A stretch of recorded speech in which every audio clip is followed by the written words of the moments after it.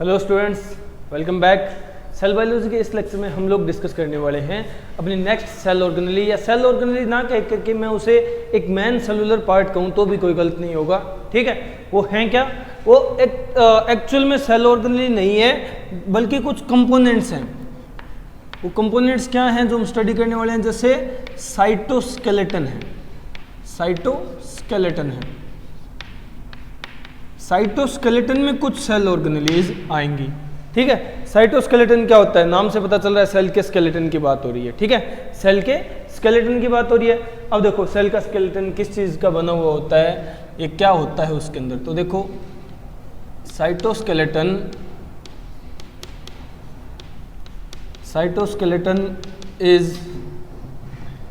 is a extensive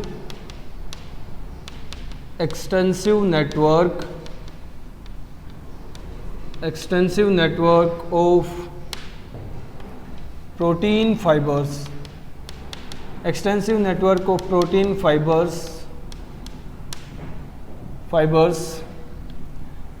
in form of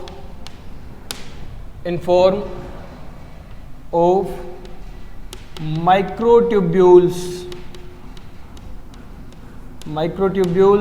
and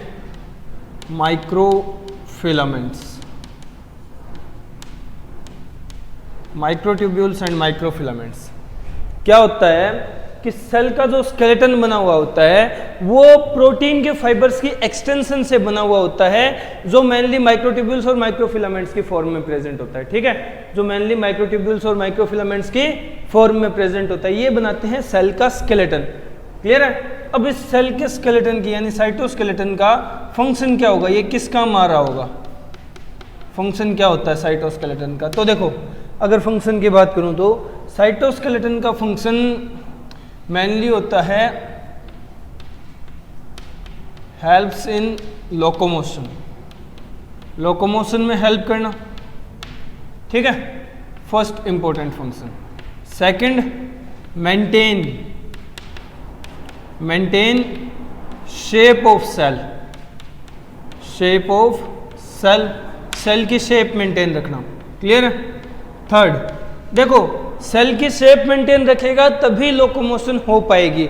समझने की कोशिश करो कैसे? अगर मेरी बॉडी के अंदर हड्डियां ना हो, ठीक है, तो शेप कैसे मेंटेन रह पाएगी? एक बॉल जैसा, एक थैली जैसा आकार हो जाएगा ना, और लोकोमोशन भी नहीं कर पाऊंगा। ठीक है, लोकोमोशन करने के लिए मुझे सॉलिड स्ट्रक्चर का सपोर्ट चाहिए होता है। ठीक है, जो हमारे अंदर हड्डियां होती है और पर्टिकुलर एक सेल के अंदर वो क्या होती हैं, ये प्रोटीन फाइबर्स का नेटवर्क होता है। ठीक है, प्रोटीन फाइबर्स का नेटवर्क होता है। तो इसी शेप मेंटेनेंस वाले मैकेनिकल फंक्शन के कारण लोकोमोशन हो पाती है। ठीक है, तो लास्ट फंक्शन मैं बताऊंगा कि लास्ट होता है मैकेनिकल सपोर्ट प्रोवाइड करना, मैकेनिकल सपोर्ट। क्लियर है? तो ये तीन मोस्ट इंपॉर्टेंट फंक्शन है हमारे साइटोस्केलेटन के। क्लियर है? अब देखो इनमें से एक एक पार्ट को कंप्लीट कर देते हैं। यानी साइटोस्केलेटन जो बना हुआ है वो बना हुआ है माइक्रोट्यूब्यूल और माइक्रोफिलामेंट्स का, तो हम एक एक पार्ट को कंप्लीट कर लेते हैं यहाँ। ठीक है, सबसे पहले हम बात करेंगे किसकी? माइक्रोट्यूब्यूल्स। इसका नाम पहले भी सुन चुके हो तुम लोग कि माइक्रोट्यूब्यूल्स क्या होते हैं। देखो माइक्रोट्यूब्यूल्स होते हैं, these are tube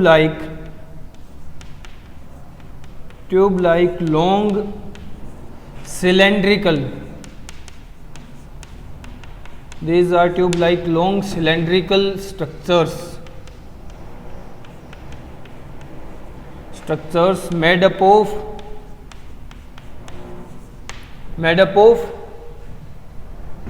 contractile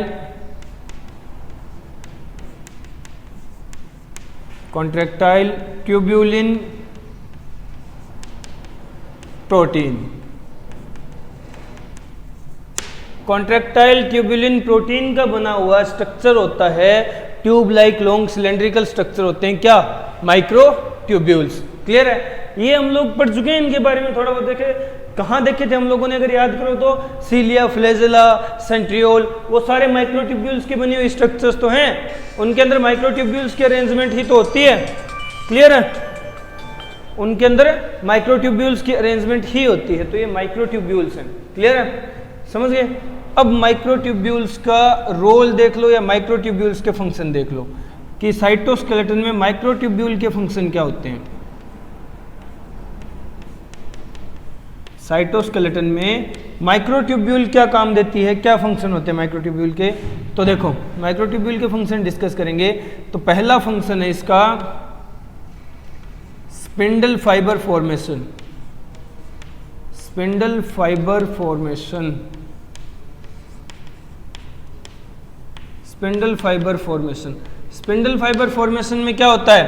spindle fibre formation में स्पिंडल फाइबर्स को स्पिंडल की फॉर्म में अरेंज करते हैं ये माइक्रोट्यूब्यूल्स जो सेंट्रियोल में प्रेजेंट होते हैं, यही स्पिंडल फाइबर बनाते हैं और क्रोमोसोम से अटैच कर देते हैं ताकि क्रोमोसोम की कॉपीज सेपरेट हो सके ड्यूरिंग सेल डिवीजन। क्लियर है? तो ये इस तरह से डायरेक्टली पार्टिसिपेट करते हैं किसके अंदर? सेल डिवीजन में। ठीक है? तो मैं लिखूंगा सो डायरेक्टली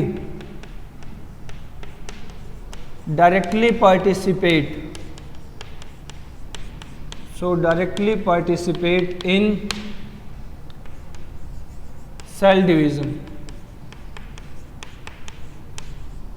सेल डिवीजन में डायरेक्टली पार्टिसिपेट करते हैं। ठीक है? स्पिंडल फाइबर्स की फॉर्मेशन करता है माइक्रोट्यूब्यूल और इस तरह से माइक्रोट्यूब्यूल डायरेक्टली सेल डिवीजन में पार्टिसिपेट कर रहा है। ठीक है? समझ गए? तो ये माइक्रोट्यूब्यूल पहला फंक्शन हुआ है, अभी तो फंक्शन और भी हैं, तो वीडियो को पॉज करके पॉइंट नोट डाउन कर लो, फिर हम नेक्स्ट फंक्शन डिस्कस करते हैं। ठीक है? जल्दी हो गया? चलो अब और बचे हुए फंक्शन डिस्कस कर लेते हैं।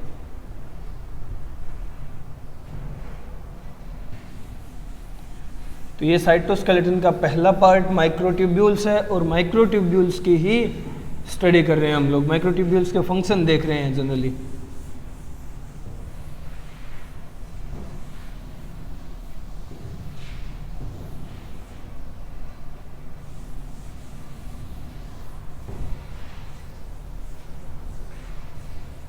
एक फंक्शन हम लोग क्लियर कर चुके हैं, बाकी फंक्शन डिस्कस करेंगे। तो देखो हम बात करें एक साइटोस्केलेटन में माइक्रोट्यूब्यूल्स। माइक्रोट्यूब्यूल्स में भी माइक्रोट्यूब्यूल्स के फंक्शन की, माइक्रोट्यूब्यूल्स के फंक्शंस की।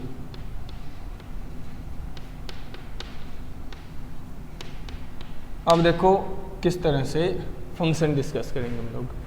एक फंक्शन हम लोग डिस्कस कर चुके हैं कि डायरेक्टली सेल डिवीजन में पार्टिसिपेट करता है, कैसे? स्पिंडल फाइबर फॉर्मेशन करके। सेकंड जो फंक्शन है वो क्या होगा? सेकंड फंक्शन हम लोग लिखेंगे cilia, flagella and centriole. Cilia, flagella and centriole are composed of microtubules,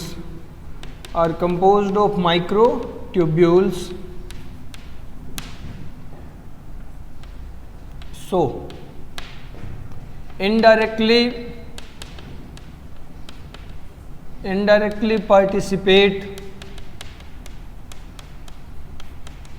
participate in locomotion. तो इनडायरेक्टली लोकोमोशन में भी हेल्पफुल है ये। ठीक है? इनडायरेक्टली लोकोमोशन में भी पार्टिसिपेट करते हैं क्योंकि जो सीलिया, फ्लैजेला है ये मेनली लोकोमोटरी स्ट्रक्चर्स हैं और ये लोकोमोटरी स्ट्रक्चर्स माइक्रोट्यूब्यूल्स की बनी हुई होती है, इनके अंदर माइक्रोट्यूब्यूल्स होती है। ठीक है? और सेंट्रियोल जो है जो सेल डिवीजन के टाइम काम आता है, पोल डिसाइड करता है। तो सेल डिवीजन का पॉइंट हम लोगों ने देख लिया था, डायरेक्टली पार्टिसिपेट कर रहा है माइक्रोट्यूब्यूल सेल डिवीजन में। यहाँ इनडायरेक्टली लोकोमोशन में भी पार्टिसिपेट करता है, इनडायरेक्टली लोकोमोशन में भी पार्टिसिपेट करता है। ठीक है? अब नेक्स्ट पॉइंट देख लेते हैं। नेक्स्ट फंक्शन क्या है, यानी थर्ड फंक्शन। थर्ड फंक्शन क्या है?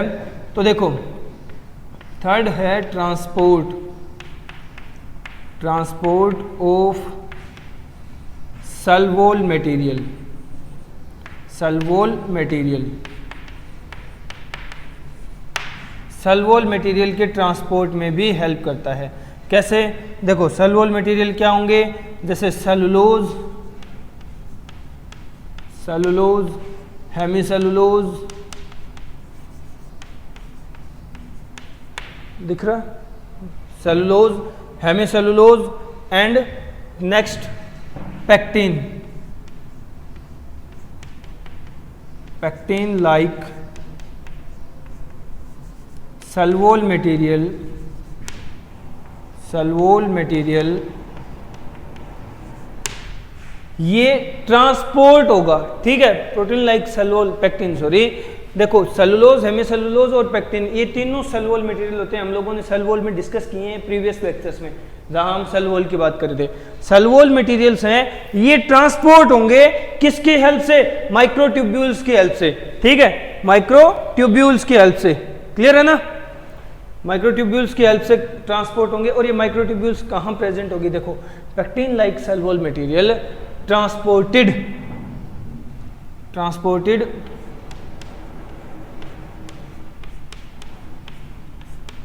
अब ये आए कहां से हैं? तो तुम्हें सल्वोल का पॉइंट याद करना पड़ेगा। ट्रांसपोर्टेड फ्रॉम, फ्रॉम मतलब ये आए कहां से हैं? ये ट्रांसपोर्टेड हुए हैं गोल्जी बॉडी से, transported from Golgi body. Golgi body को अगर मैं मोर करेक्ट कहूं ना, यहाँ सल्वोल है तो सल्वोल यानी plant Golgi body, plant Golgi body को कहा था dictyosome. Transport from dictyosome, points को रिलेट करना सीखो। Transport from dictyosome to synthesising cell wall, synthesising cell wall, cell wall through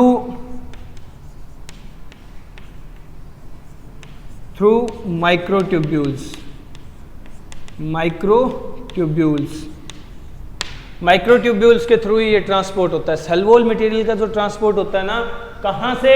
dictyosome से लेकर के सिंथेसाइजिंग सेल वॉल तक, ठीक है। जहां सेल वॉल सिंथेसाइज हो रही हो उस जगह तक माइक्रोट्यूब्यूल्स की हेल्प से ही होता है, ठीक है। तो ये तीसरा इंपॉर्टेंट फंक्शन है किसका? माइक्रोट्यूब्यूल का। तीन इंपॉर्टेंट फंक्शन डिस्कस किए हम लोगों ने। पहला कि ये सेल वॉल, पहला फंक्शन ये है कि ये स्पिंडल फाइबर फॉर्मेशन करता है, जिसके थ्रू ये डायरेक्टली पार्टिसिपेट कर रहा है किसके अंदर? सेल डिवीजन के अंदर। सेकंड, सीलिया फ्लेजेला सेंट्रियोल का हिस्सा होता है, जिसकी वजह से ये इनडायरेक्टली पार्टिसिपेट कर रहा है किसके अंदर? किसके अंदर इनडायरेक्टली पार्टिसिपेट कर रहा है? इनडायरेक्टली पार्टिसिपेट कर रहा है लोकोमोशन के अंदर। क्लियर है? ट्रांसपोर्ट करता है सेल वॉल मटेरियल का, सेलुलोज, हेमीसेलुलोज और पेक्टिन जैसे सेल वॉल मटेरियल का। और ये सेल वॉल मटेरियल डिक्टियोसोम से लेकर के सिंथेसाइजिंग सेल वॉल तक पहुंचते हैं किसकी हेल्प से? इन्हीं माइक्रोट्यूब्यूल्स की हेल्प से, ठीक है। तो ये इंपॉर्टेंट फंक्शंस थे किसके? माइक्रोट्यूब्यूल के। जल्दी से निपटाओ, फिर नेक्स्ट पॉइंट डिस्कस करते हैं। निपटाओ, हो गया? चलो, अब माइक्रोट्यूब्यूल तो होगी कंप्लीट। अब साइटोस्केलेटन के सेकंड पोर्शन को डिस्कस कर लेते हैं, जो कि है माइक्रोफिलामेंट। माइक्रोफिलामेंट तो देखो,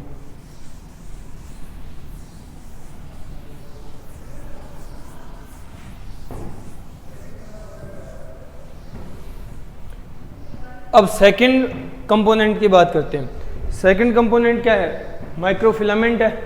तो देखो, साइटोस्केलेटन का second component microfilament,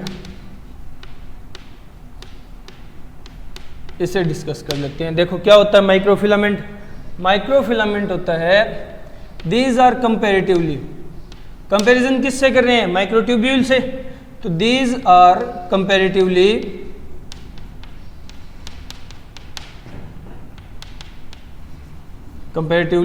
thin, solid, rod like structure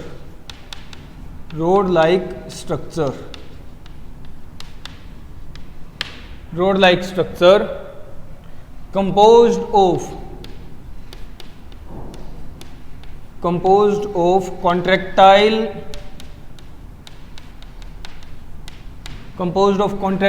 actin protein। Actin protein के बने हुए thin solid road like structure होते हैं कंपैरेटिवली। ठीक है, thin solid road like structure होते हैं जो एक्टिन प्रोटीन के बने हुए होते हैं, कॉन्ट्रैक्टाइल एक्टिन प्रोटीन। जबकि माइक्रोट्यूब्यूल किसके बने हुए थे? माइक्रोट्यूब्यूल कॉन्ट्रैक्टाइल ट्यूबुलिन प्रोटीन के बने हुए थे, ये कॉन्ट्रैक्टाइल एक्टिन प्रोटीन के बने हुए होते हैं। ठीक है, और थिन होते हैं माइक्रोट्यूब्यूल के कंपैरिजन में, सॉलिड होते हैं वो थे होलो, और ये होते हैं रोड लाइक, वो सिलेंड्रिकल थे। क्लियर है? अब बात कर लेते हैं इनके फंक्शन की। ठीक है, माइक्रोफिलामेंट के फंक्शन क्या होते हैं?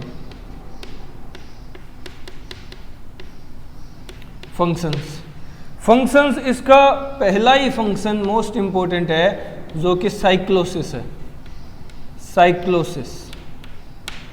साइक्लोसिस क्या होता है? साइक्लोसिस तुम लोगों ने पहले भी पढ़ा है और हमने भी इस चैप्टर के स्टार्टिंग में डिस्कस किया था। साइटोप्लाज्मिक मूवमेंट को साइक्लोसिस कहते हैं। तो देखो, cytoplasmic movement around vacuoles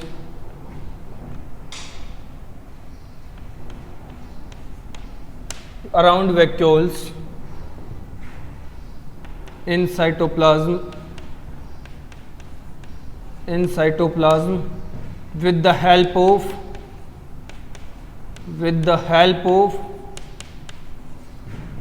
microfilaments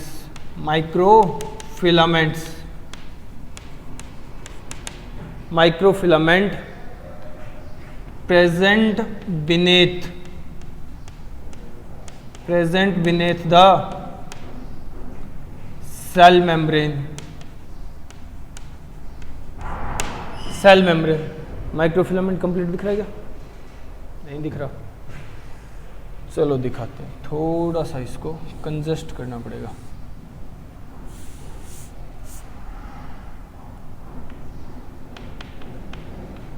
microfilament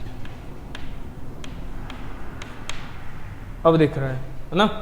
चलो देखो, साइक्लोसिस इसका पहला फंक्शन है। साइक्लोसिस क्या होता है? साइटोप्लाज्म की मूवमेंट होती है। ठीक है, साइटोप्लाज्म की मूवमेंट होती है around the vacuoles in cytoplasm with the help of microfilaments. वो माइक्रोफिलामेंट्स जिनकी हेल्प से ये मूवमेंट होती है, कहाँ प्रेजेंट होते हैं? बीनेथ द सेल मेम्ब्रेन के नीचे प्रेजेंट होते हैं जो। ठीक है, सेल मेम्ब्रेन के नीचे प्रेजेंट होते हैं। उन माइक्रोफिलामेंट्स की हेल्प से साइक्लोसिस होती है, साइटोप्लाज्मिक मूवमेंट होती है, जिसे हम साइक्लोसिस बोलते हैं। क्लियर है? ये इसका पहला मोस्ट इंपॉर्टेंट फंक्शन था। ठीक है, अब सेकंड फंक्शन है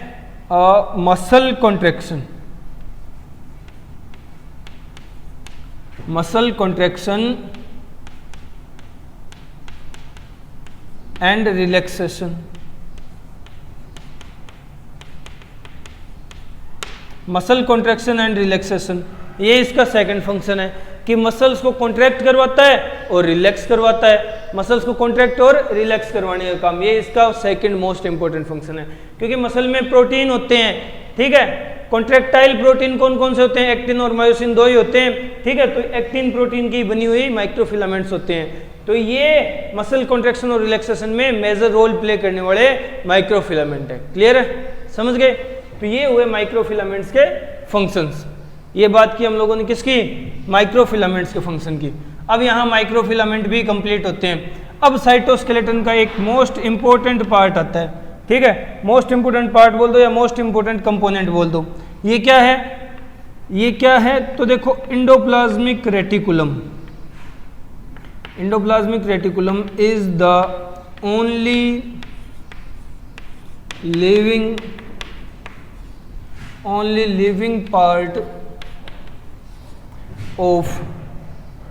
living part of cytoskeleton, only living part of cytoskeleton, because it connects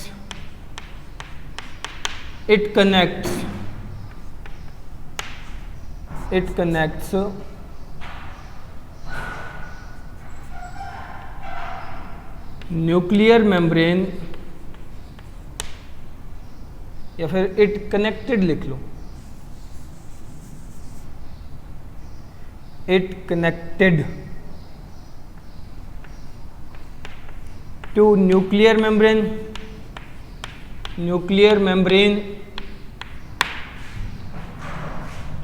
from inside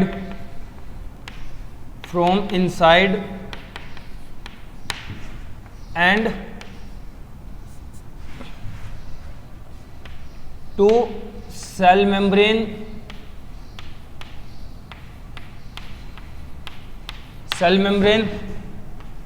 from other side, inside की जगह मोर करेक्ट लिखो तो फ्रॉम वन साइड लिख लेना, ठीक है, from one side and to cell membrane from other side, so prevent collapsing,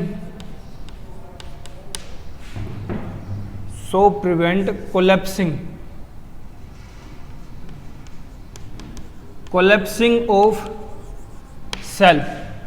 अब देखो, अब तक जो कंपोनेंट हम लोगों ने डिस्कस किए हैं ना, अब तक जो भी कंपोनेंट हम लोगों ने डिस्कस किए हैं किसके, साइटोस्केलेटन के, जिनमें माइक्रोट्यूब्यूल और माइक्रोफिलामेंट आते हैं, वो सारे या दोनों के दोनों कंपोनेंट डेड थे, ठीक है, लिविंग पार्ट नहीं है, ना तो माइक्रोट्यूब्यूल लिविंग पार्ट है ना माइक्रोफिलामेंट लिविंग पार्ट है, ठीक है, सिर्फ और सिर्फ इंडोप्लाज्मिक रेटिकुलम ER ही एक ऐसा लिविंग पार्ट है, ER ही एक ऐसा पार्ट है जिसको हम लिविंग कह सकते हैं। और इसको साइटोस्केलेटन का हिस्सा कहने के पीछे रीजन क्या है, इसको साइटोस्केलेटन का हिस्सा कहने के पीछे रीजन है कि ये अंदर की तरफ तो न्यूक्लियर मेम्ब्रेन से अटैच होगा एक साइड से, और इसकी एंडिंग वाला पोर्शन सेल मेम्ब्रेन के अंदर की तरफ कनेक्टेड रहेगा, ठीक है, तो ये सेल को कोलैप्स नहीं होने देता। जैसे बाइक में स्प्रिंग के सस्पेंशन काम करते हैं ना, वैसे ये काम करता है सेल के अंदर, ठीक है। देखो क्या होता है, ये सेल है, ये सेल है, सेल थोड़ा उग चूक है, ये सेल है, ठीक है, ये सेल का न्यूक्लियस है, ये सेल का न्यूक्लियस है, और ये न्यूक्लियोलिमा है यानी न्यूक्लियर मेम्ब्रेन है। ये क्या है, ये न्यूक्लियोलिमा यानी न्यूक्लियर मेम्ब्रेन है। और न्यूक्लियर मेम्ब्रेन किससे कनेक्टेड है, सेल मेम्ब्रेन से, किसके थ्रू, इंडोप्लाज्मिक रेटिकुलम के नेटवर्क के थ्रू, इस तरह से। तो ये कोलैप्स नहीं होने देता सेल को, स्प्रिंग की तरह काम करता है, ठीक है। नेटवर्क हैं किसके, सिस्टर्ने और वेसाइकल्स के, ट्यूब्यूल्स के नेटवर्क हैं, और ये कनेक्टेड हैं सेल मेम्ब्रेन से, और ये कनेक्टेड हैं सेल मेम्ब्रेन से, ठीक है। तो ये क्या हुए, ये है इंडोप्लाज्मिक रेटिकुलम ER है, ठीक है। ये क्या है, बाहर वाले आउटर, ये सेल मेम्ब्रेन है, ये सेल मेम्ब्रेन है, ठीक है। और ये न्यूक्लियस है, और ये न्यूक्लियस की न्यूक्लियर मेम्ब्रेन है, न्यूक्लियोलिमा बोल दो, ठीक है। तो ये एंडोप्लाज्मिक रेटिकुलम इस तरह से कोलैप्स नहीं होने देता, सस्पेंशन का काम करता है, तो मेंटेन रखता है सेल की शेप, और प्रोवाइड करता है क्या, मैकेनिकल सपोर्ट, ठीक है। तो ये बात हुई किसकी, साइटोस्केलेटन की। ये किसकी बात हुई, साइटोस्केलेटन की, ठीक है। साइटोस्केलेटन के 3 कंपोनेंट थे, जिनमें से माइक्रोट्यूब्यूल, माइक्रोफिलामेंट तो डेड कंपोनेंट है, ठीक है, डेड प्रोटीन फाइबर्स हैं, वो लिविंग थोड़ी होंगे अकेले प्रोटीन फाइबर्स, डेड कंपोनेंट है। और ये जो बच गया इंडोप्लाज्मिक रेटिकुलम, सिर्फ यही एक सिंगल लिविंग पार्ट है, सिर्फ यही एक सिंगल लिविंग पार्ट है, किसका, साइटोस्केलेटन का। क्लियर है, तो जल्दी से इसे निपटाओ, फिर हम नेक्स्ट पॉइंट डिस्कस करते हैं। ये बात हुई साइटोस्केलेटन की, ठीक है, ये बात हुई साइटोस्केलेटन की। हो गया। चलो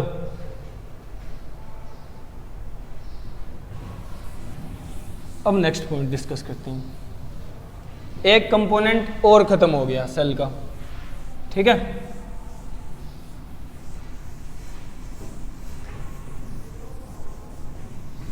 ये साइटोस्केलेटन था। अब इसके बाद में हम कुछ और कंपोनेंट्स डिस्कस करेंगे जिनको हम माइक्रोबॉडीज कहते हैं, ठीक है, जिन्हें माइक्रोबॉडीज कहते हैं। माइक्रोबॉडीज क्या होती हैं तो वो देखते हैं, ठीक है। छोटा सा कंपोनेंट है, साथ में ही कंप्लीट हो जाएगा। देखो माइक्रोबॉडीज क्या होती हैं, ठीक है।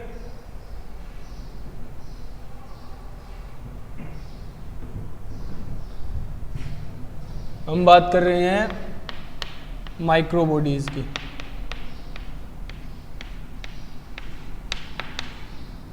माइक्रोबॉडीज क्या होती हैं? these are small spherical storing bodies, storing single membrane bound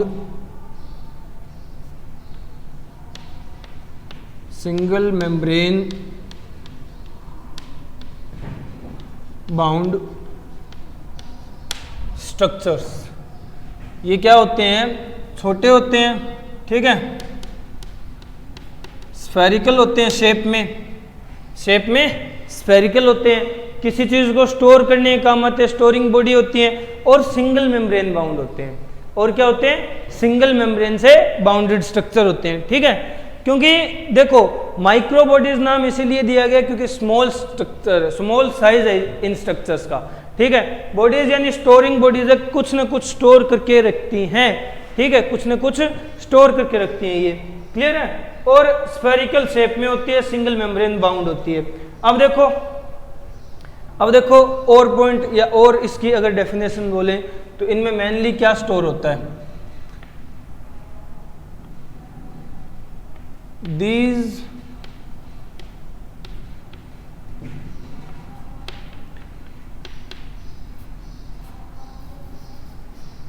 vesicular structures mainly stores specific या specialized enzymes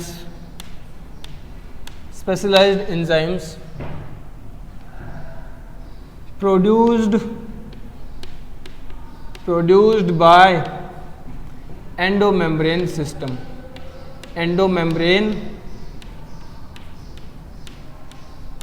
system। क्या होता है?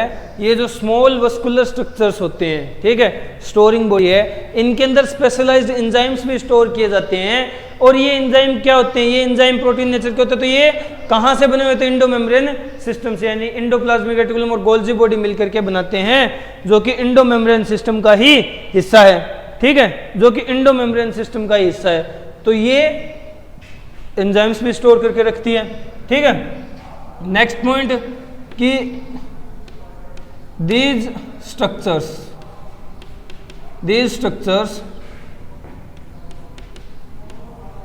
are present in plants and animal cells।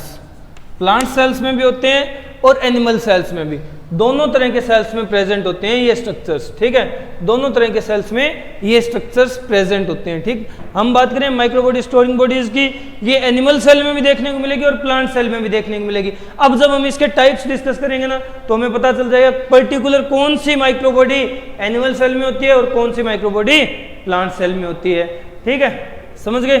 चलो अब बात करते हैं एग्जाम्पल्स के। एग्जाम्पल्स में अगर बात करें हम, पहला एग्जाम्पल इसका,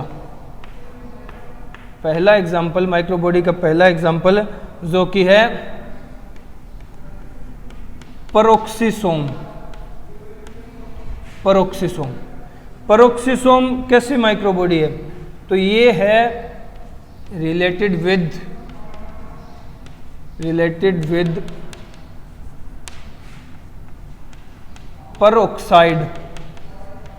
peroxide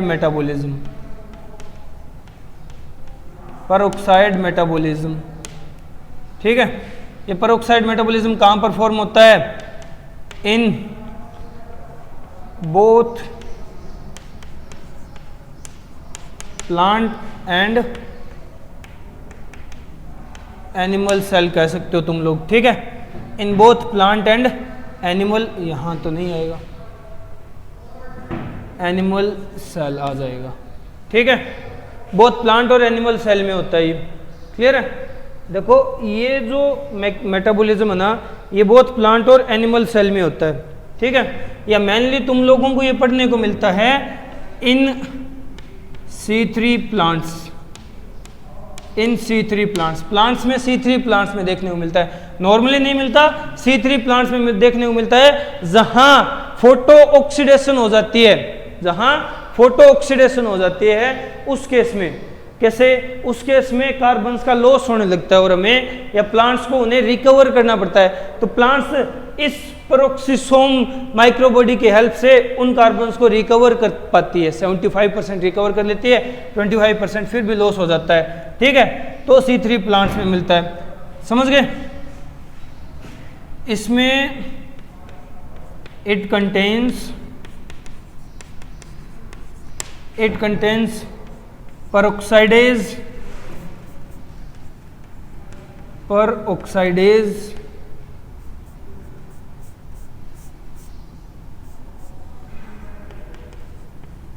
peroxidase एक एंजाइम है, एंड कैटालेज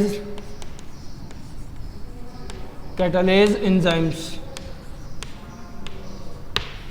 पेरोक्साइडेज और कैटालेज जैसे एंजाइम्स इसके अंदर प्रेजेंट होंगे, इसमें स्टोर्ड होंगे, ये कंटेन करती है। ठीक है, हमने कहा था ना एंजाइम रखती है ये। ठीक है, जो एंडोमेम्ब्रेन सिस्टम बनाता है। तो इस तरह से तो पहली बॉडी हुई कंप्लीट, पहली माइक्रोबॉडी पेरोक्सिसोम हुई यहाँ कंप्लीट। ठीक है, तो देखो हम बात करें माइक्रोबॉडीज की, स्मॉल स्फेरिकल स्टोरिंग बॉडी है, सिंगल मेम्ब्रेन बाउंड है, ये एंजाइम स्टोर करके रखती है और ये स्ट्रक्चर प्लांट और एनिमल सेल दोनों में प्रेजेंट होते हैं। ठीक है, पहली बात कर ली पेरोक्सिसोम जो पेरोक्साइड मेटाबॉलिज्म से रिलेटेड है, प्लांट और एनिमल दोनों तरह के सेल में चलता है क्योंकि ये रेस्पिरेशन का एक हिस्सा है। ठीक है, समझ गए? देखो C3 प्लांट्स में ये कार्बन जो लॉस हो जाता है ना उसको वापस से रिकवर करने में हेल्प करता है। और नेक्स्ट पॉइंट ये है कि ये जो है ना इसके अंदर दो तरह के एंजाइम होते हैं, पेरोक्सीडेज और कैटालेज। क्लियर है? जल्दी से वीडियो पॉज करो और पॉइंट नोट डाउन करो, नेक्स्ट पॉइंट डिस्कस करना है जल्दी।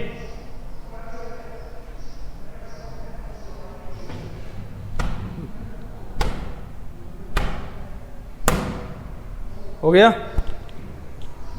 चलो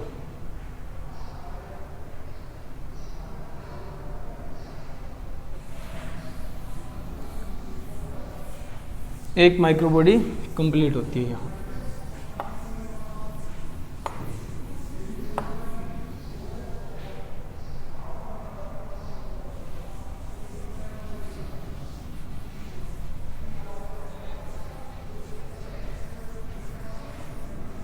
एक माइक्रोबॉडी कंप्लीट होती है। अब कुछ और टाइप्स हैं माइक्रोबॉडीज के, वो कंप्लीट कर लेते हैं।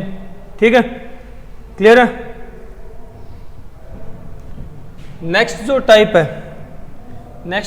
है माइक्रोबॉडी की, यानी सेकंड टाइप है, वो है स्फीरियोसोम।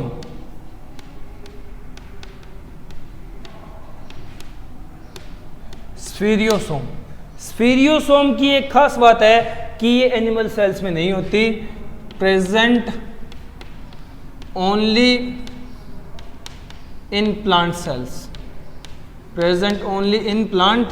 सेल्स। ठीक है, नेक्स्ट पॉइंट कि ये रिलेटेड होती है, related with lipid synthesis and storage. तो मेन बात कहूं तो ये लिपिड मेटाबॉलिज्म से रिलेटेड है। क्लियर है? नेक्स्ट पॉइंट, इट समटाइम्स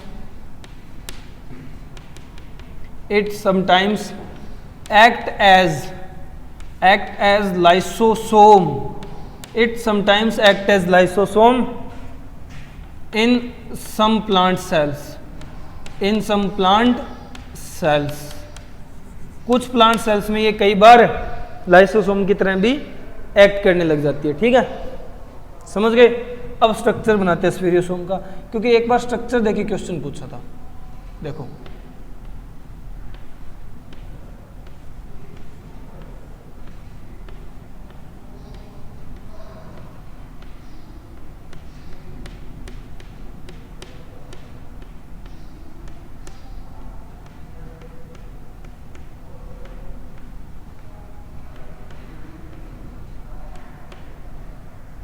देखो ये क्या है? ये है स्फीरियोसोम, ये स्फीरियोसोम माइक्रोबॉडी है। ठीक है, अब देखो समझने की कोशिश करना, स्फीरियोसोम का जो आउटर पार्ट है ये होता है मोनोलेयर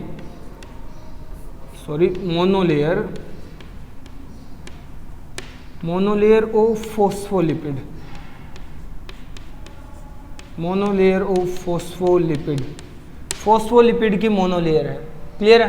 फोस्फोलिपिड की मोनोलेयर है, और इस फोस्फोलिपिड की मोनोलेयर के अंदर ये क्या भरा हुआ है? यही तो है लिपिड जो स्टोर करके रखा हुआ है। तो लिपिड जो है वो फोस्फोलिपिड की मोनोलेयर के अंदर कवर्ड रहता है। इस तरह की बॉडी को कहा जाता है स्फीरियोसोम, जो सिर्फ प्लांट सेल्स में मिलती है, लिपिड मेटाबॉलिज्म से रिलेटेड है, और कई बार ये लाइसोसोम की तरह एक्ट कर जाती है, कुछ प्लांट सेल्स में। क्लियर है? अब हम नेक्स्ट बात कर लेते हैं। ठीक है, नेक्स्ट सेल ऑर्गेनेल की बात कर लेते हैं, नेक्स्ट माइक्रोबॉडी की बात कर लेते हैं। नेक्स्ट माइक्रोबॉडी क्या है? तो हम बात कर रहे हैं थर्ड माइक्रोबॉडी की। थर्ड है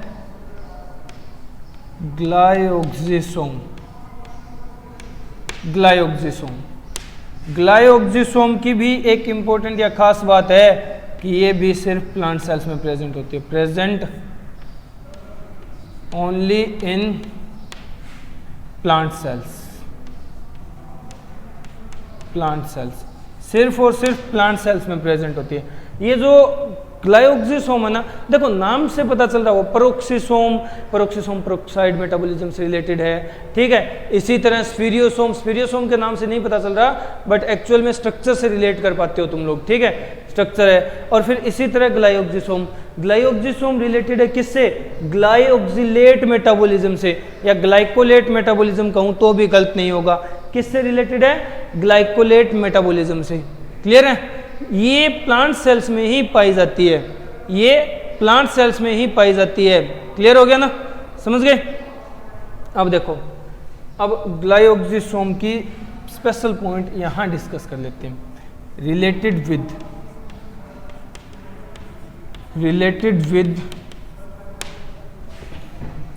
ग्लायोक्सिलेट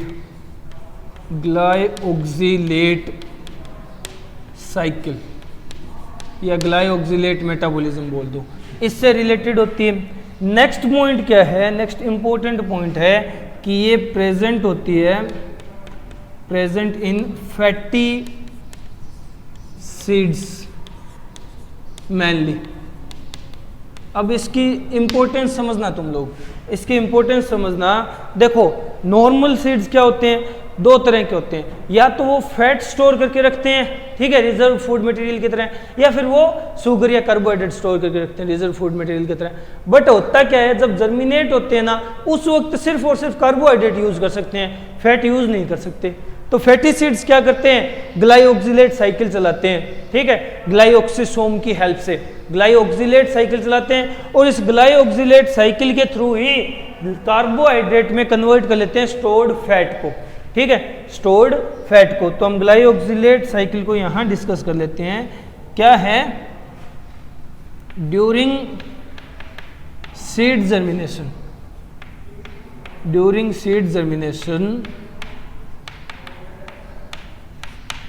during seed germination, fatty seeds convert stored fat into carbohydrate,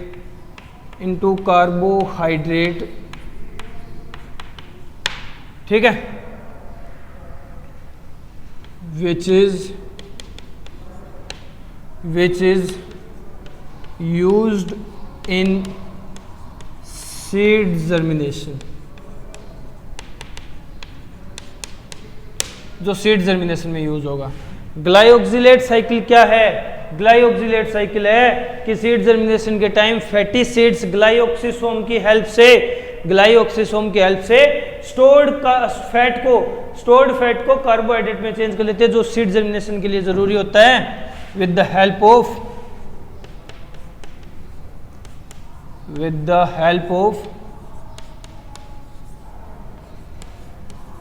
ग्लाइऑक्सिसोम की हेल्प से, ठीक है, ग्लाइऑक्सिसोम की हेल्प से। ये होता है ग्लाइऑक्सिसोम, क्लियर हो गया ना, समझ गए? तो ये अपनी दो बची हुई क्या थी? माइक्रोबॉडीज। तो टोटल 3 माइक्रोबॉडीज डिस्कस की हैं। कौन कौन सी?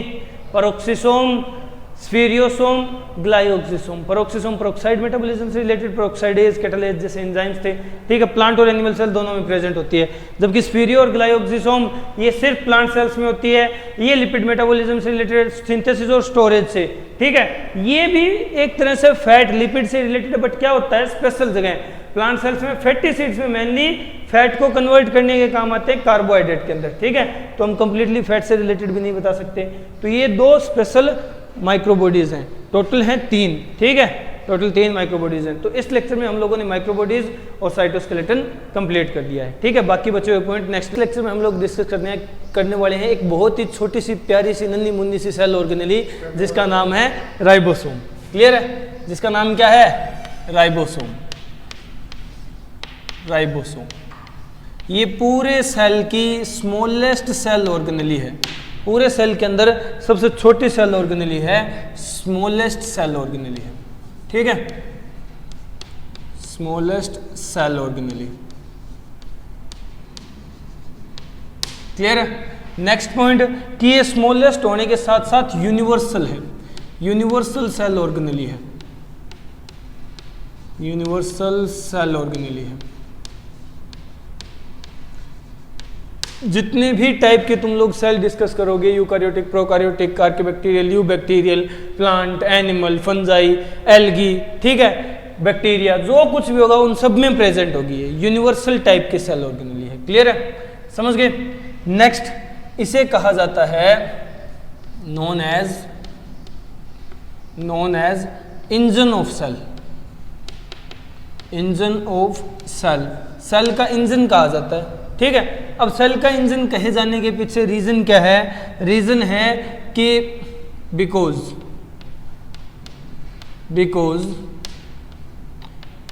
It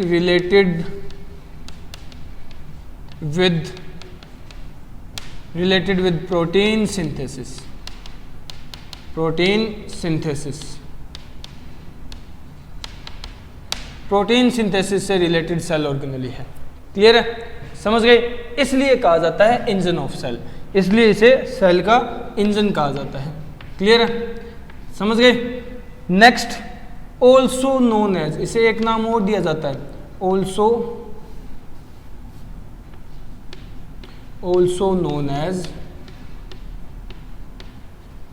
known as organelle within organelle, organelle within organelle. ऐसा क्यों कहा गया? देखो, जैसे माइटोकॉन्ड्रिया, क्लोरोप्लास्ट को कहा जाता है सेल विद इन सेल, ठीक है, सेल के अंदर और सेल है, इसी तरह इनको कहा जाता है ऑर्गेनेली विद इन ऑर्गेनेली। ये ऑर्गेनेली पे भी ऑर्गेनेली है, बिकॉज कारण क्या है? Because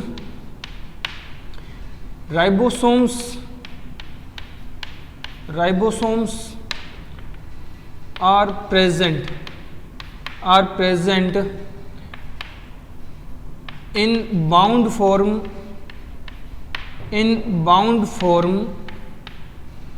with mitochondria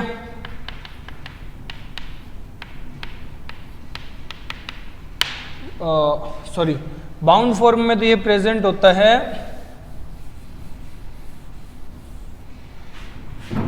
with endoplasmic reticulum, ठीक है। एंड दूसरा रीजन है इसको ऑर्गेनली विद इन ऑर्गेनली कहने का, present inside chloroplast and mitochondria. जो माइटोकॉन्ड्रिया और क्लोरोप्लास्ट जो कि खुद एक सेल ऑर्गेनली है, उनके अंदर प्रेजेंट होती है ये, तो कह सकते हैं ना ऑर्गेनली के अंदर ऑर्गेनली है, ऑर्गेनली विद इन ऑर्गेनली है। क्लियर है, समझ गए? इसलिए कहा है कि ribosome organelle with in organelle होता है। क्लियर है, समझ गए? नेक्स्ट पॉइंट क्या होगा कि ये किस चीज का बना हुआ होता है? कंपोज्ड ऑफ किस चीज का बना हुआ होता है? राइबोन्यूक्लियोप्रोटीन, राइबोन्यूक्लियोप्रोटीन्स, ठीक है। ये क्या होते हैं? ये होते हैं आरआरएनए प्लस प्रोटीन। आरआरएनए और प्रोटीन्स मिलकर के राइबोन्यूक्लियोप्रोटीन कहलाते हैं। ये इस चीज का बना हुआ है, राइबोसोम बना हुआ है राइबोन्यूक्लियोप्रोटीन का। राइबोन्यूक्लियोप्रोटीन की 2 यूनिट होती हैं, ठीक है, 2 यूनिट होती हैं, 2 सब यूनिट्स, 2 सब यूनिट होती है। एक तो होती है साइज में लार्ज, ठीक है, एक होती है साइज में स्मॉल। समझ गए? तो राइबोन्यूक्लियोप्रोटीन का बना हुआ होता है जो कि आरआरएनए और प्रोटीन का मिक्सचर होता है। इसकी 2 सब यूनिट होती है, एक तो स्मॉल और एक लार्ज सब यूनिट। क्लियर है ना, समझ गए? ये जनरल इंट्रोडक्शन था किसके बारे में? राइबोसोम के बारे में। कैसे कि राइबोसोम सबसे स्मॉलेस्ट सेल ऑर्गेनली है, यूनिवर्सल सेल ऑर्गेनली है, ठीक है। इसको इंजन कहा जाता है सेल का, रीजन की ये प्रोटीन सिंथेसिस से रिलेटेड है, प्रोटीन सिंथेसाइज करता है, ठीक है। नेक्स्ट इसे कहा जाता है organelle with in organelle, organelle के अंदर ऑर्गेनली है ये, ठीक है, क्योंकि ये माइटोकॉन्ड्रिया और क्लोरोप्लास्ट के अंदर प्रेजेंट होती है और ये बाउंड फॉर्म में प्रेजेंट है इंडोप्लाज्मिक रेटिकुलम के साथ, ठीक है। क्लियर है? वो हम डिटेल में डिस्कस करेंगे अभी जस्ट नेक्स्ट पॉइंट में। इसके अंदर या फिर ये बना हुआ होता है राइबोन्यूक्लियोप्रोटीन्स का। राइबोन्यूक्लियोप्रोटीन जो आरआरएनए और प्रोटीन का मिक्सचर है, 2 सब यूनिट लार्ज और स्मॉल सब यूनिट होती है, ठीक है। समझ गए इतनी बात? तो वीडियो को पॉज करो, पॉइंट नोट डाउन कर लो, जल्दी नोट डाउन करो। हो गया? चलो अब बात करते हैं नेक्स्ट पॉइंट की। राइबोसोम डिस्कस कर रहे हैं जो कि स्मॉलेस्ट सेल ऑर्गेनली है,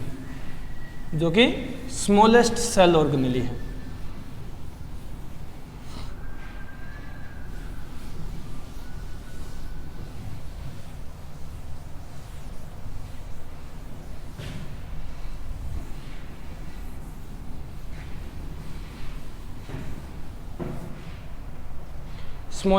ऑर्गेनली है। देखो राइबोसोम की बात हो रही है, और देखो राइबोसोम में हम लोगों ने कहा था कि ये बाउंड फॉर्म में भी प्रेजेंट होता है। बाउंड फॉर्म की बात आई तो देखो बात कर लेते हैं, इसकी 2 फॉर्म होती है, 2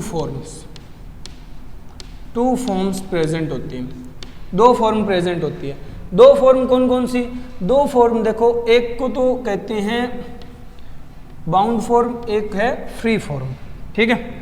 एक तो क्या है? बाउंड फॉर्म है, बंधी हुई, बाउंड फॉर्म में प्रेजेंट है, किसी के साथ अटैच है, और एक है free form,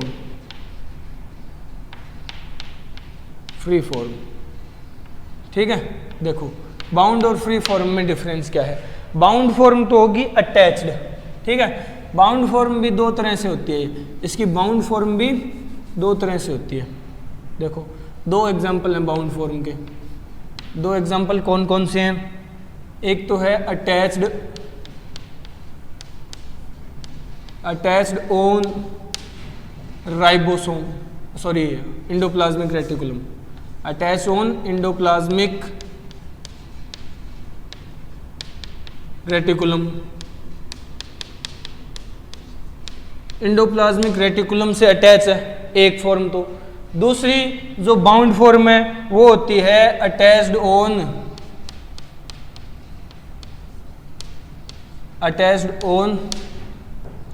outer nuclear membrane, outer nuclear membrane पे, न्यूक्लियर डबल मेम्ब्रेन स्ट्रक्चर है उसकी आउटर मेम्ब्रेन पे अटैच फॉर्म प्रेजेंट होगी। क्लियर है? तो दो तो है बाउंड फॉर्म और एक है फ्री फॉर्म। फ्री फॉर्म का मतलब क्या है? फ्री फॉर्म ये फ्रीली प्रेजेंट होगी, फ्रीली प्रेजेंट मतलब स्कैटर्ड होगी, बिखरी हुई होगी, स्कैटर्ड इन साइटोप्लाज्म, साइटोप्लाज्म में बिखरी हुई फॉर्म होगी, स्कैटर्ड इन साइटोप्लाज्म। क्लियर है? साइटोप्लाज्म में बिखरी हुई फॉर्म होगी। समझ गए? समझ रहे हो ना? तो ये होती है इसकी दो फॉर्म। क्लियर है? अब बात कर लेते हैं टाइप्स की, राइबोसोम के टाइप्स की। अगर टाइप्स की बात करें तो राइबोसोम 2 टाइप्स का होता है। ठीक है?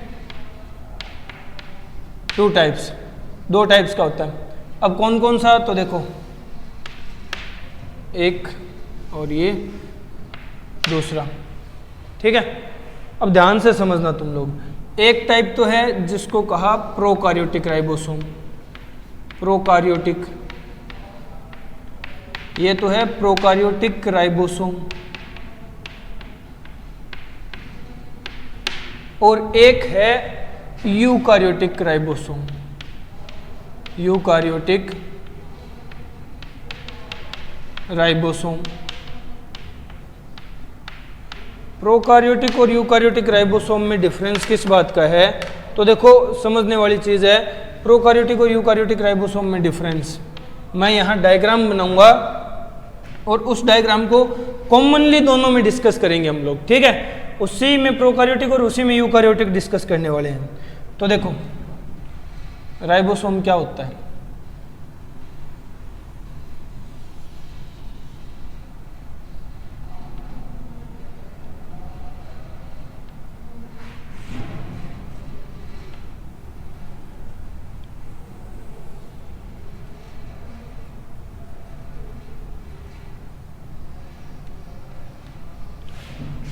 ये राइबोसोम है।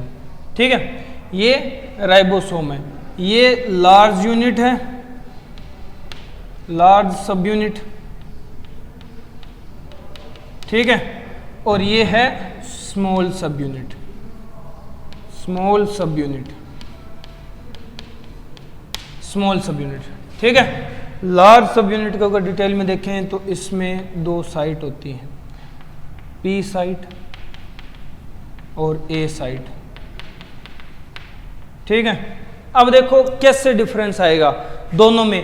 प्रोकार्योटिक और यूकार्योटिक राइबोसोम को इसी डायग्राम से डिफरेंशिएट करके देखने वाले हैं हम लोग, इसी डायग्राम से डिफरेंशिएट करके देखने वाले हैं। देखो किस तरह से डिस्कस करेंगे। पहली बात मैं तुम लोगों को बता दूं, इनकी शेप, लार्ज सब यूनिट है वो डोम शेप्ड होती है, डोम शेप्ड। ठीक है? और स्मॉल सब यूनिट है वो ओवल शेप्ड होती है, ओवल शेप्ड। ठीक है? इन लार्ज और स्मॉल सब यूनिट में डिफरेंस आएगा कि प्रोकार्योटिक लार्ज और स्मॉल सब यूनिट अलग अलग होंगी और यूकार्योटिक लार्ज और स्मॉल सब यूनिट अलग अलग होंगी। बट कॉमन क्या होगा? राइबोसोम में राइबोन्यूक्लियोप्रोटीन का बना हुआ होता है। राइबोन्यूक्लियोप्रोटीन यानी लार्ज सब यूनिट, लार्ज सब यूनिट राइबोन्यूक्लियोप्रोटीन इसके अंदर भी होंगे और इसके अंदर भी होंगे। अब वो कैसे होंगे समझो। यूकार्योटिक राइबोसोम होता है एटीएस टाइप का। ठीक है? एटीएस टाइप का, समझ गए? एटीएस को तोड़ेंगे तो 2 यूनिट बनेगी, एक तो 60s, एक 40s, ठीक है। अब इसी तरह प्रोकैरियोटिक राइबोसोम होता है 70s टाइप का, ठीक है। 70s को तोड़ेंगे तो दो सब यूनिट बनेंगी, एक तो 50s, एक 30s, ठीक है, 30s। अब देखो इनमें से कौन सी लार्ज होगी कौन सी स्मॉल होगी, नंबर से पता चल रहा है ना। अब तुम लोग कहोगे सर 60-40 तो 100 होता, तो आपने 80 लिखा, 50-30 तो 80 होता, आपने 70 लिखा, गलत लिख दिया होगा आपने शायद। अबे गलत नहीं लिखा बुढ़बो को, ये बिल्कुल सही है। समझ आएगा मैंने क्यों लिखा है बाद में, ठीक है। पॉइंट तो आने दो ना, सब्र रखो। अब इसमें से पता है तुम्हें लार्ज सब यूनिट 60s है, स्मॉल 40 है, लार्ज 50 है, स्मॉल 30 है, तो रख लो। ये लार्ज सब यूनिट यूकारियोटिक राइबोसोम में कैसी होगी 60s होगी, ठीक है, और ये 40s टाइप होगी, ठीक है। ये प्रोकैरियोटिक राइबोसोम में 50s टाइप होगी और ये वाली 30s टाइप होगी। ये चीज समझ आई इतनी। अब देखो ये राइबोन्यूक्लियोप्रोटीन की सब यूनिट है, तो इसके अंदर दो पार्ट होंगे, इसके अंदर दो पार्ट होंगे, एक तो rRNA होगा, एक तो rRNA होगा और एक होगा प्रोटीन, ठीक है। इसी तरह इस सब यूनिट में भी दो पार्ट होंगे, इस सब यूनिट में भी दो पार्ट होंगे, एक तो होगा rRNA और एक होगा प्रोटीन, ठीक है। ठीक इसी तरह इस सब यूनिट के भी दो पार्ट होंगे, ये थोड़ा सा नीचे आ गया, देखो। ठीक इसी तरह इस सब यूनिट के भी दो पार्ट होंगे,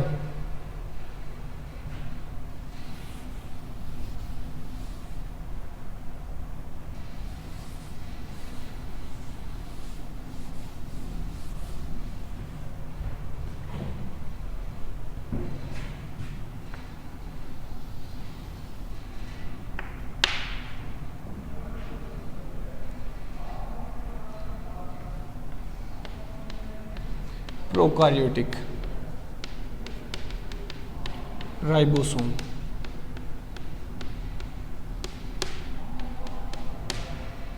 क्या था 70s type, 50s plus 30s। अब देखो जो 50s है वो दो टाइप का होगा, सॉरी दो टाइप का क्या, इसके दो पार्ट होंगे, एक तो इसके अंदर होगा rRNA, ठीक है, एक इसके अंदर होगा प्रोटीन, ठीक है। अब इसी तरह 30s में भी दो पार्ट होंगे, ठीक है। कौन कौन से, एक तो होगा rRNA और एक होगा प्रोटीन, एक क्या होगा प्रोटीन, क्योंकि राइबोन्यूक्लियोप्रोटीन की बनी हुई है ये, ठीक है। राइबोन्यूक्लियोप्रोटीन की दो यूनिट लार्ज और स्मॉल सब यूनिट, ठीक है। तो देखो किस तरह का rRNA प्रेजेंट होगा, प्रोटीन सब में सिमिलर होता है, एक जैसा होता है, कॉमन प्रोटीन होता है, ठीक है। बट rRNA कौन सा है, इस पे डिफरेंस क्रिएट होता है, इस चीज का डिफरेंस क्रिएट होता है। एक बार समझो तुम लोग, ये डायग्राम बनाया ना मैंने, ये समझो किस बेसिस पे बनाया है, किस तरह बनाया है, ठीक है। तो देखो अब हम बात करेंगे कि कौन सा rRNA और कौन सा प्रोकैरियोटिक rRNA और कौन सा यूकैरियोटिक rRNA होता है। तो देखो यहाँ इस rRNA की बात कर लेते हैं। यहाँ यूकैरियोटिक राइबोसोम में जो लार्ज सब यूनिट है उसमें rRNA होगा 5s टाइप का, ठीक है, 5.8s टाइप का और 28s टाइप का, ठीक है, समझ गए। और स्मॉल सब यूनिट में rRNA होगा 18s टाइप का, समझ रहे हो ना, ये चीज समझ आई, इसमें तो कोई डाउट नहीं। देखो यूकैरियोटिक राइबोसोम की जो लार्ज सब यूनिट है उसके अंदर rRNA तीन तरह का होता है, 5s, 5.8s, 28s, ठीक है, समझ रहे हो, कंफ्यूज नहीं होना। ये 5.8 है, ये 5.8 है, 58 नहीं है, 5.8 है, ठीक है। तीनों समझ आ गए ना, तीनों समझ आ गए ना, क्लियर है। यही कंफ्यूजन होता है कि कौन सी टाइप का rRNA प्रेजेंट है। क्वेश्चन वो यहां से नहीं देगा, ये जो ऊपर फालतू इंट्रोडक्शन वाली बातें की है, क्वेश्चन इन्हीं चीजों से बनते हैं, क्वेश्चन इन्हीं पॉइंट से बनते हैं। अब हम देखेंगे क्या कि प्रोकार्योटिक राइबोसोम के लार्जर और स्मॉलर सब यूनिट में किस टाइप का आरआरएनए प्रेजेंट होता है। तो देखो लार्जर सब यूनिट में जो आरआरएनए है ना वो 2 टाइप का होगा, ठीक है, वहां की तरह 3 टाइप का नहीं होता, 2 ही टाइप का होता है, 2 ही टाइप का होता है। कौन सा? एक तो होता है 5S आरआरएनए, एक होता है 23S आरआरएनए, ठीक है, ये 335 नहीं है, ये 23S है, ठीक है। यहां आरआरएनए होगा स्मॉलर सब यूनिट में 16S टाइप का, 16S टाइप का, ठीक है, 16S टाइप का। डिफरेंस समझ लेना, ये S नहीं है, ये S है, ये 5 नहीं है, ठीक है। हर जगह 23S है, 5S है, 16S है, इस साइड 5S है, 5.8S है, 28S है, 18S है, ठीक है। मेरा नाम याद रख लेना, वो S है, बट ये मेरे नाम पे नहीं है S, ये किसी और के नाम पे S है, ठीक है। समझने की कोशिश करो, हम राइबोसोम की टाइप्स डिस्कस कर रहे हैं। 2 टाइप का होता है राइबोसोम, प्रोकार्योटिक और यूकार्योटिक राइबोसोम, यानी प्रिमिटिव टाइप के सेल के अंदर राइबोसोम और जो अभी एडवांस टाइप के सेल हैं उनके अंदर राइबोसोम। यहाँ 80S होता है, वहाँ 70S होता है। 80S की 2 सब यूनिट 60-40 होती है और 70 की 2 सब यूनिट 50-30 होती है, ठीक है। अब देखो लार्ज सब यूनिट, स्मॉल सब यूनिट 60-40, 50-30। अब बना लो, ये राइबोन्यूक्लियोप्रोटीन की बनी हुई स्ट्रक्चर्स हैं, तो राइबोन्यूक्लियोप्रोटीन में आरआरएनए होता है, प्रोटीन होता है, प्रोटीन सबका कॉमन है, आरआरएनए सबका डिफरेंट है, ठीक है। लार्ज और स्मॉल सब यूनिट में दोनों तरह का आरआरएनए डिफरेंट है, ठीक है। समझ गए ना, यही तो मेन डिफरेंस होता है, यही तो वो पॉइंट है जहां से क्वेश्चन पूछे जाते हैं, यही वो मेन इंपॉर्टेंट पॉइंट है जो क्वेश्चन देगा राइबोसोम में से, ठीक है। समझ गए, जल्दी से लपेट लो, फिर नेक्स्ट पॉइंट डिस्कस करते हैं। लपेटो जल्दी, जल्दी लपेटो।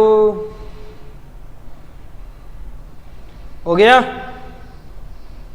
हो गया क्या? चलो, ये बात थी समझने वाली, अब याद रखने वाली बातें आएंगी।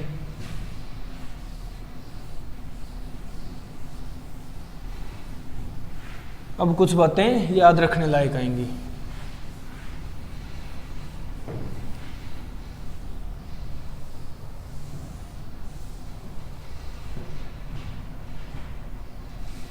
दो फॉर्म बताई मैंने और 2 टाइप बताई, अलग अलग हैं। फॉर्म और टाइप में डिफरेंस है। फॉर्म प्रेजेंस के बेस पे बताई है, टाइप मैंने स्ट्रक्चर के बेस पे बताई है, ठीक है।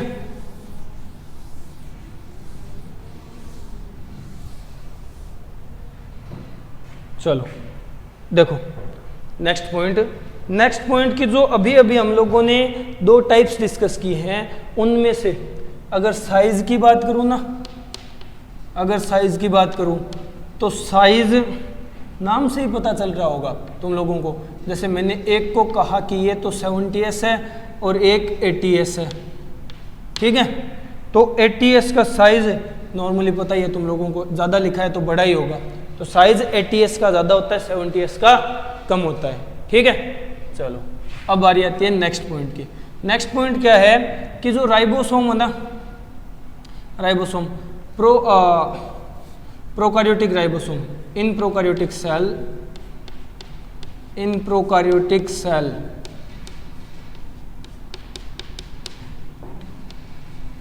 only prokaryotic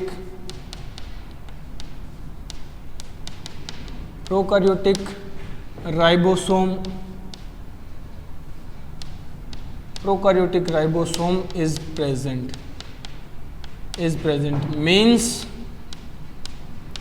means only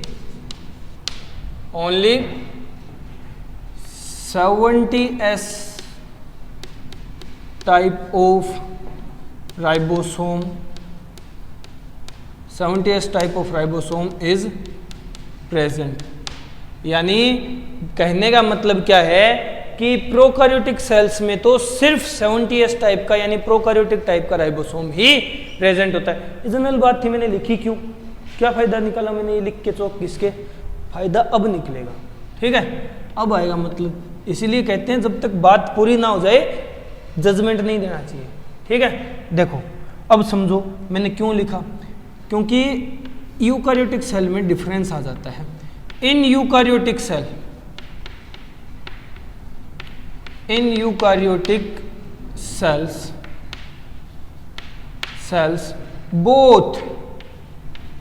both prokaryotic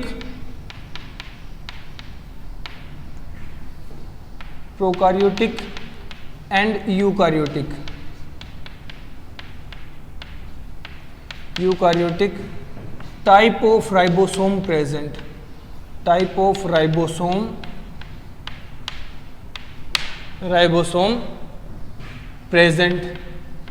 means both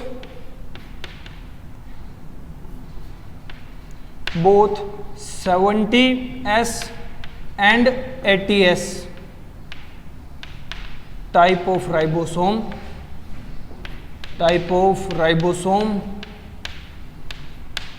is present। दोनों तरह के राइबोसोम प्रेजेंट होते हैं, ठीक है। अब बात आ गई, चलो 80s तो नॉर्मल है, बात है, अच्छी बात है, प्रेजेंट होते हैं क्योंकि ये यूकैरियोटिक टाइप के तो यूकैरियोटिक सेल में ही होंगे। फिर 70s प्रोकैरियोटिक टाइप के भी यूकैरियोटिक सेल में प्रेजेंट होते हैं, ऐसा कैसे हो सकता है? यानी 70s राइबोसोम भी यूकैरियोटिक सेल में प्रेजेंट होते हैं, ऐसा कैसे हो सकता है, कहाँ प्रेजेंट होते हैं? तो देखो ये वो पॉइंट है इंपॉर्टेंट वाला, ये वो इंपॉर्टेंट वाला पॉइंट है कि in eukaryotic cell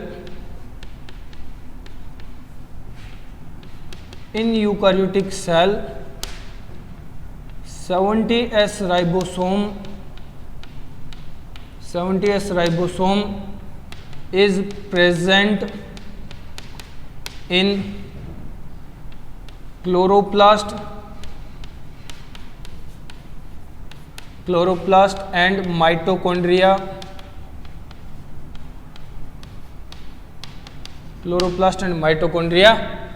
cell organelles।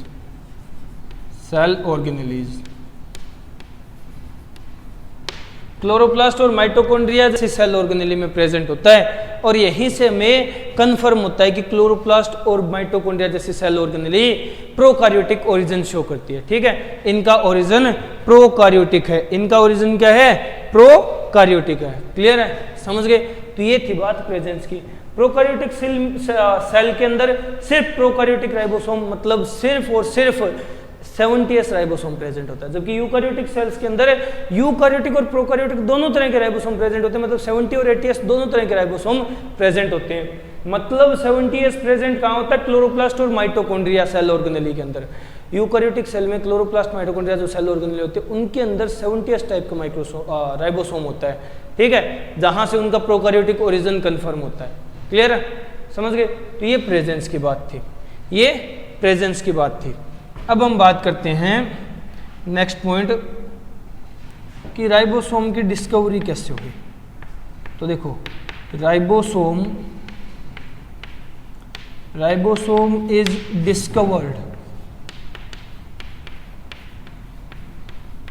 Discovered by एक साइंटिस्ट आते हैं जिनका नाम है जॉर्ज पैलेडे, ठीक है।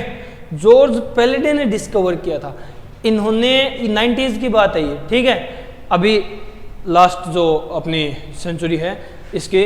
तो क्या था कि जॉर्ज पैलेडे ने राइबोसोम को डिस्कवर किया, लोगों को बताया कि इस तरह की एक सेल ऑर्गेनेली प्रेजेंट होती है, किसमें? सेल के अंदर, ठीक है, समझ गए? और कब बताया? ये नॉर्मली इतनी स्मॉल है, साइज में इतनी स्मॉल है कि नॉर्मल माइक्रोस्कोप से तो दिख ही नहीं सकती। ये नजर आई थी इलेक्ट्रॉन माइक्रोस्कोप से, ठीक है, इलेक्ट्रॉन माइक्रोस्कोप से। और इन्होंने क्या बताया, कैसी दिखी थी इन्हें? जॉर्ज पैलेडे एज ग्रेनुलर स्ट्रक्चर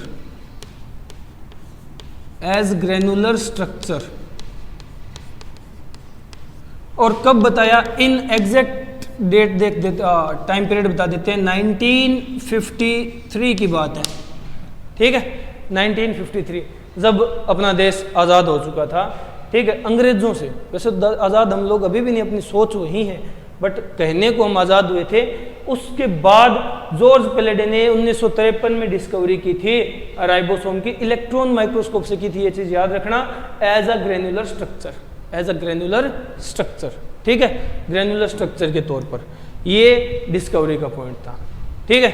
जल्दी से लपेटो, फिर नेक्स्ट पॉइंट डिस्कस करते हैं, लपेटो जल्दी से, क्लियर है? चलो अब नेक्स्ट पॉइंट देखते हैं, अब नेक्स्ट पॉइंट देखते हैं। देखो ये बात हो गई राइबोसोम की प्रेजेंस और राइबोसोम की डिस्कवरी की, कि राइबोसोम की प्रेजेंस कहाँ होती है और राइबोसोम की डिस्कवरी कैसे हुई थी, ठीक है, किसने की थी। चलो अब दो चार कुछ छोटे छोटे पॉइंट हैं वो डिस्कस कर लेते हैं, फिर राइबोसोम भी कंप्लीट हो जाएगा।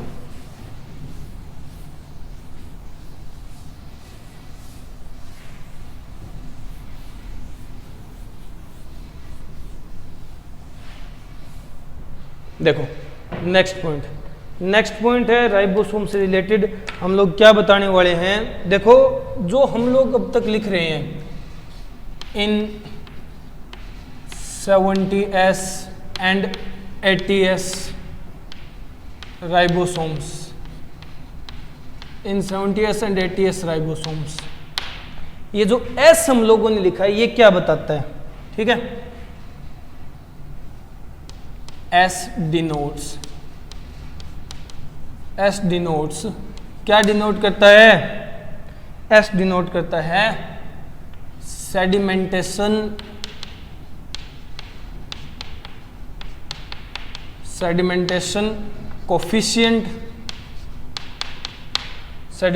कोफिशिएंट बोल दो, या फिर इसे बोला जाता है स्वैडबर्ग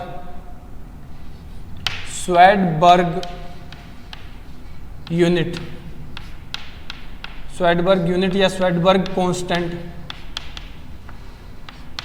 ठीक है, स्वैडबर्ग यूनिट या स्वैडबर्ग constant.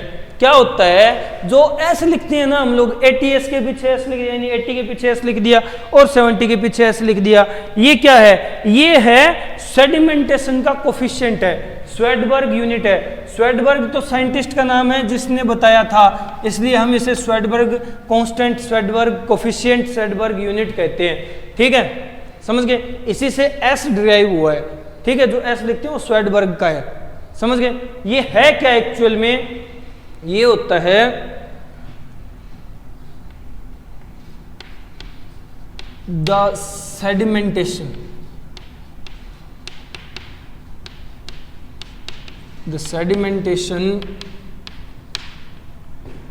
rate of units of ribosome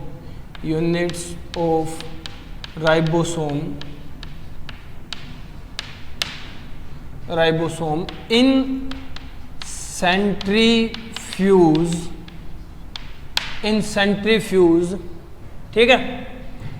centrifuge में राइबोसोम की यूनिट्स की जो सेडिमेंटेशन की रेट होती है ना, ठीक है, सेडिमेंटेशन की रेट होती है सेंट्रीफ्यूज में, इन इफेक्ट ऑफ सेंट्रीफ्यूगल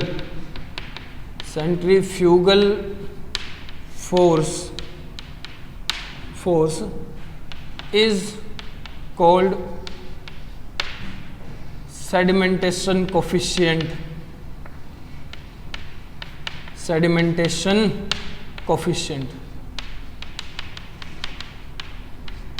इसे सेडिमेंटेशन कोफिशिएंट कहा जाता है, ठीक है। अब सेडिमेंटेशन या क्या होता है सेडिमेंटेशन की रेट, तो देखो sedimentation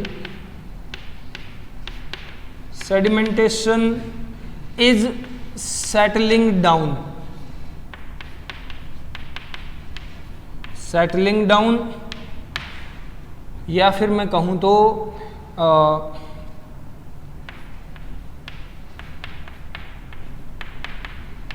settling in bottom of centrifuge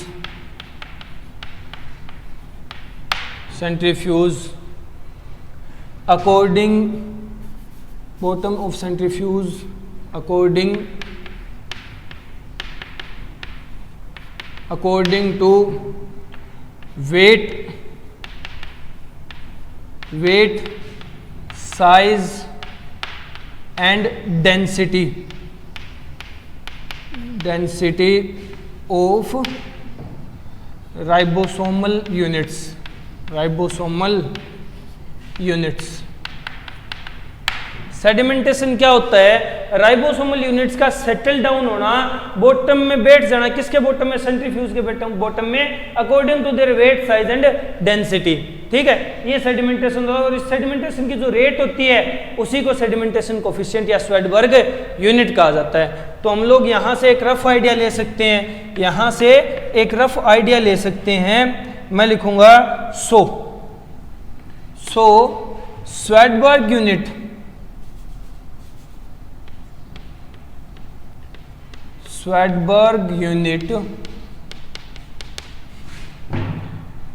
indirectly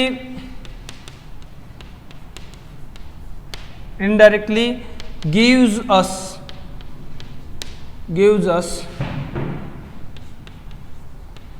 the order, the idea of density and size of ribosomal units,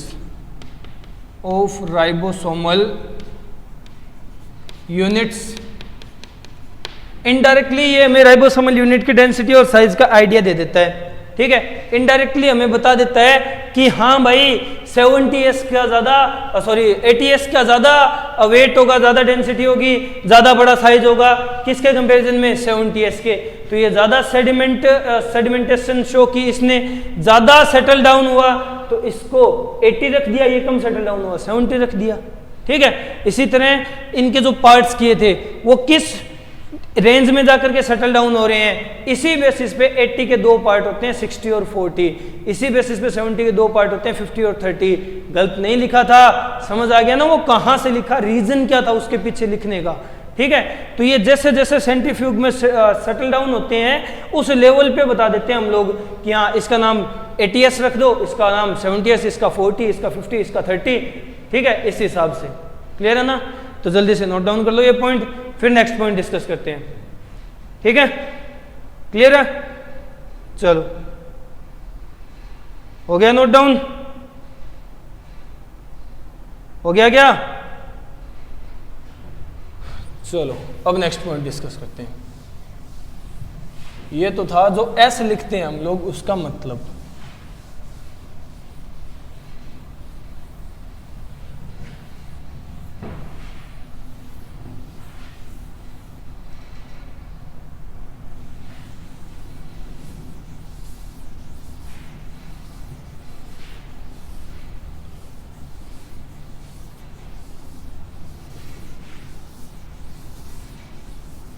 चलो अब बात करते हैं नेक्स्ट पॉइंट की।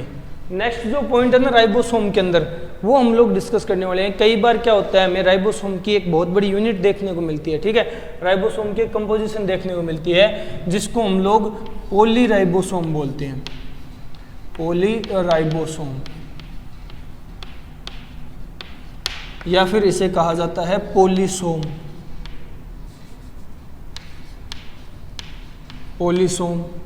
या फिर इसे कहा जाता है एर्गोसोम। ठीक है, क्या होता है, sometimes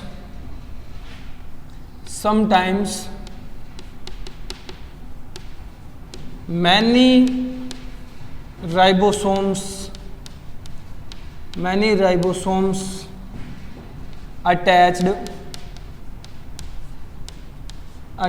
on a single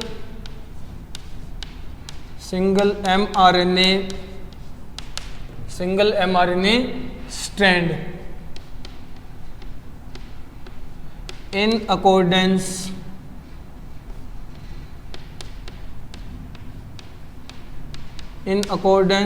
to form many protein units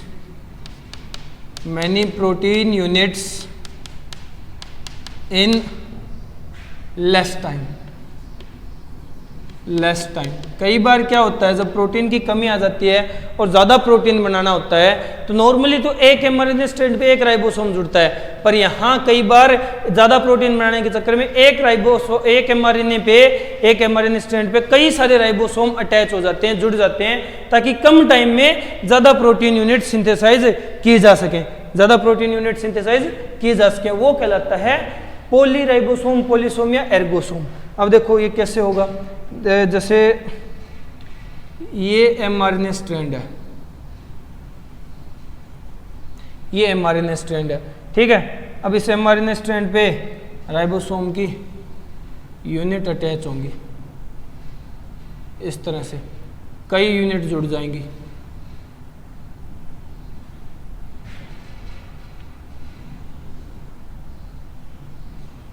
कई यूनिट एक ही mRNA पे जुड़ जाएंगी, ठीक है। अब ऐसा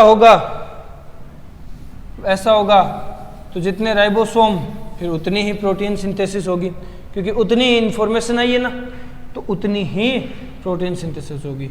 ये है राइबोसोम फर्स्ट, ये है राइबोसोम सेकंड, ये है राइबोसोम थर्ड, ठीक है। तो यहाँ से बनने वाली प्रोटीन चेन ये पॉलीपेप्टाइड फर्स्ट होगी, ये पॉलीपेप्टाइड सेकंड होगी, ये पॉलीपेप्टाइड थर्ड होगी, ठीक है, समझ गए। और ये क्या है, ये तो खुद mRNA है, ठीक है। और ये राइबोसोम्स है। अब देखो कम टाइम में ज्यादा पॉलीपेप्टाइड चेन सिंथेसाइज करने के लिए एक mRNA पे कई राइबोसोम यूनिट अटैच हो जाते हैं, इसे पॉलीसोम या एर्गोसोम या पॉलीराइबोसोम बोलते हैं। क्लियर है, समझ गए। तो ये पॉइंट हुआ। अब एक स्पेशल पॉइंट आता है, वो स्पेशल पॉइंट क्या है कि जो राइबोसोम की दोनों सब यूनिट है, बोथ सब यूनिट्स यानी large and small, both subunits of ribosome are attached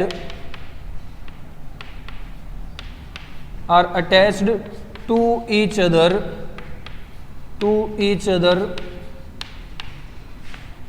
with the help of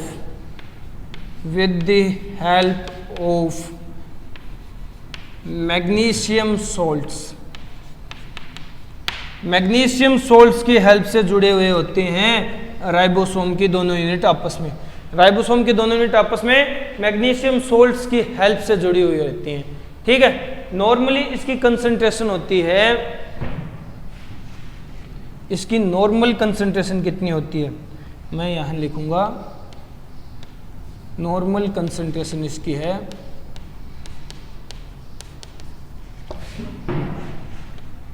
0.0001 मोल, ठीक है।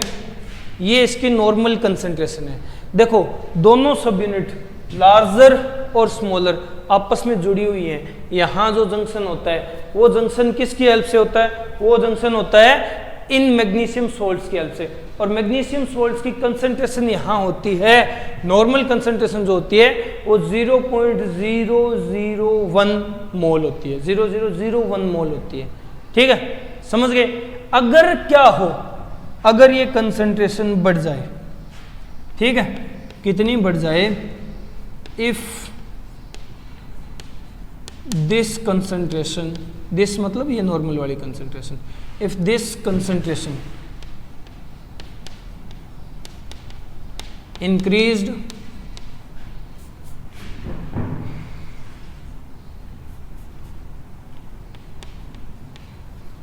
इंक्रीज्ड बाय 10 टाइम्स, 10 गुना बढ़ा दी जाए, 10 टाइम्स, देन राइबोसोम्स, तो राइबोसोम क्या कर लेंगे, then ribosomes form dimer, ribosomes के डाइमर बनने लग जाएंगे।